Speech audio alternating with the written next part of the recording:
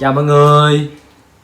Chào mọi người đã đến với kênh BTB Vlog. Và hôm nay tụi mình có thử thách là vẽ, nếu ai thắng sẽ được thưởng, còn ai thua sẽ bị phạt. Nếu ai thua sẽ bị phạt lấy cái cây gõ vào đầu một cái. Và bây giờ thời gian bắt đầu là 1 phút 30 giây nha mọi người. Là bây giờ bắt đầu lên sản phẩm nha. Rồi Đâu, coi gì đây.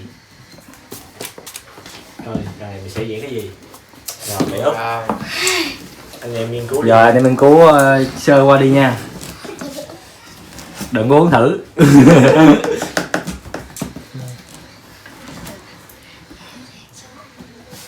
Ghê ra. Cái này là ai mà chiến thắng là sẽ được cái chai bếp luôn nha. Rồi 1, 2, 3 bắt đầu. Hãy tập trung vẽ.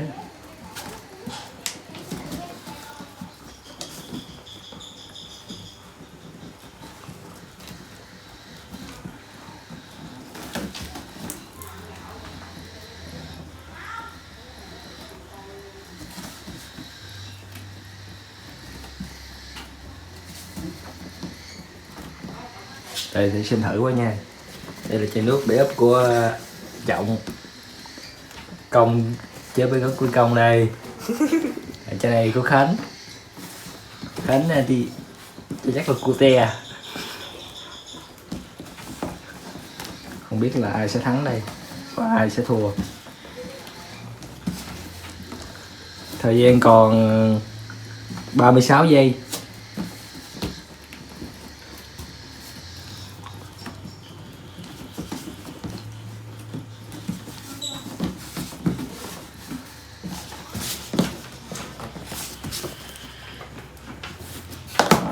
Trọng đã xong, Khánh đã xong. Thời gian còn tới 16 giây rồi. Vậy là anh em bổ sung gì không? Cứ bổ sung nha. Được vẽ lại không? Còn 5 giây á. Và hết giờ. Bắt đầu mình sẽ gom bài và đem qua bên kia luôn nha, cho người thợ chấm điểm. Rồi. Đây là mẫu. Còn đây là sản phẩm. Chọn bước đẹp, bước đẹp nhất và bước xấu nhất nha Phú. Dạ. Nhìn cái hình cái chai này giống cái chai giống cái thùng nước suối hơn.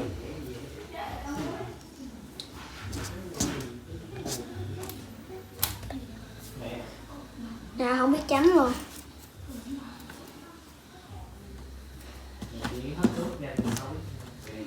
Xấu nhất. Bước nào đẹp nhất. Rồi. Đây kết quả đây. Đây kết quả đây. Có ai tự động xem nha. Dấu ít là xấu nhất, còn dấu tiếp là đẹp nhất nha. Yeah. Ủa sao Trọng có dấu gì vậy? Trọng không giấu là Trọng vừa bình thường. Ai dấu ít vậy? Không tao. Rồi Công đeo mắt kiến đẹp đẽ chuẩn bị đập đầu. Rồi phần thưởng từ từ phần thưởng trước, phần thưởng của Khánh. Rồi tiếp theo là hình phạt của Công. Ây da. Và bây giờ bắt đầu là tiếp theo nha. Phẩm tiếp theo bắt đầu lên. Gì vậy? Gì ghê vậy? Trời ơi cái gì vậy? Trái bơm sao mà Một vẽ? trái bơm. Nhớ nghiên cứu nhanh đi. Rồi mà bắt đầu ok chưa?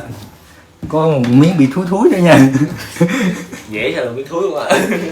Rồi bắt đầu 1, 2, 3. Thời gian bắt đầu.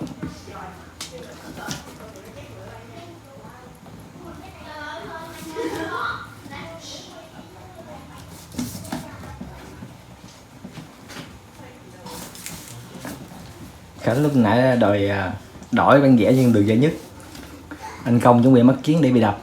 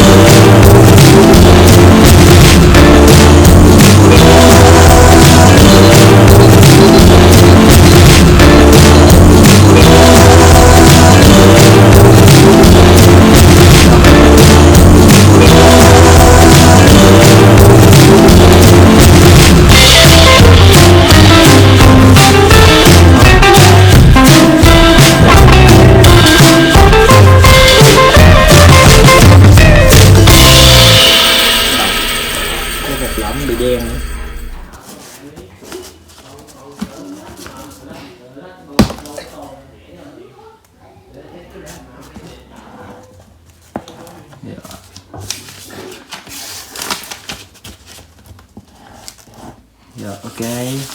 Đây kết quả của mọi người nha. Ai đoạt giải gì phải giơ giỏ lên cho xem. Chưa biết nữa. Phú bị ghét không? Bình thường. Của tôi là Đây. bình thường. Các bạn Trong à. bình thường. Công. Lại là ít. Rồi đẹp nhất là lại Khánh. Phần thưởng là kêu Khánh rồi. Trái táo đây. Của Công. Kìa đưa cho Khánh đi. Đưa Khánh quýnh Công đi. Và tiếp tục. Không biết nào dễ Rồi. Có ngàn quýnh ra. Và bắt đầu vào lượt thi cuối cùng nha. Rồi lên luôn. Coi này chắc bị ăn đập đó. Trời ơi. Wow. Nghĩ dễ. Mọi người nghiên cứu đại và dễ nha. Này sao dễ đây? Phút 30 giây. Bắt đầu.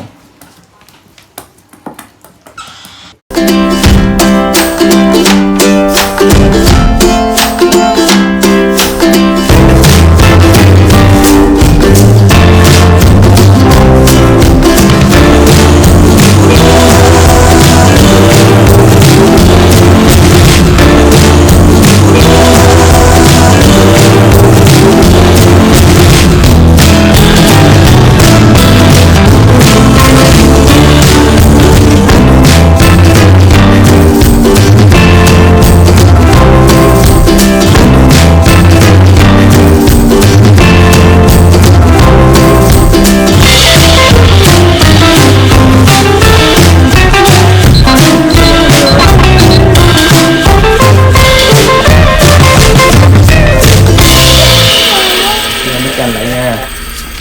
Rồi mình sẽ đi Sao nó hết tao nó đi lại mẫu nha. Còn đây là kết quả đây, Phú xem thử coi có giống không nha.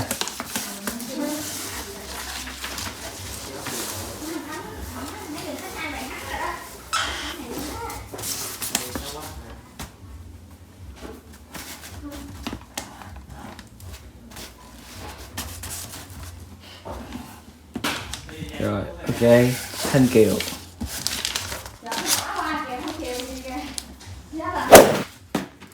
Mọi người tự nhận nha. Yeah. Lần này mình không có bị nha các bạn, mình bình thường nha. Mình bị ít nha các bạn. Rồi con chim gì kinh khủng quá vậy cộng. Rồi Mình lại Khánh bắt ơi. giải rồi. Khánh là được 3 giải luôn. Và bây giờ là hình phạt của Trọng nha. Cái gì Khánh? Bây giờ là hình phạt của Trọng nha. Bắt đầu 1, 2. Quýnh đây mọi người. Cuối cùng cũng lên đánh hàng ngày. Và tụi mình xin kết thúc thử thách tại đây. Có lẽ mình là người suy nhất và người win 3 trận là Khánh. Nếu mọi người yêu quý video này thì hãy Like. Subscribe ủng hộ kênh bọn em nhé. Bye bye. chào tạm biệt mọi người.